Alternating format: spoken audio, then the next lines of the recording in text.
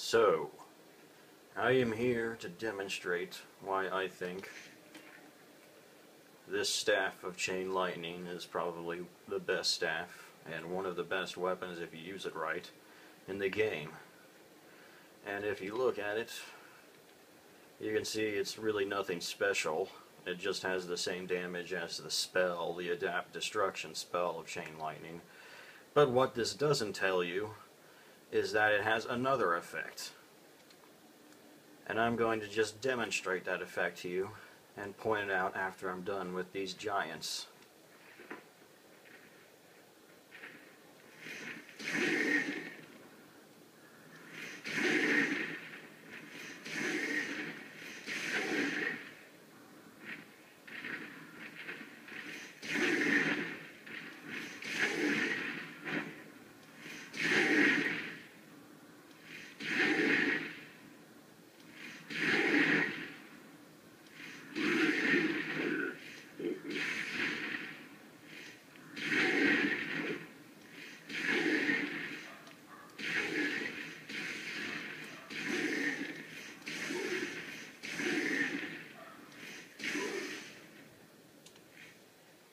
So there you go.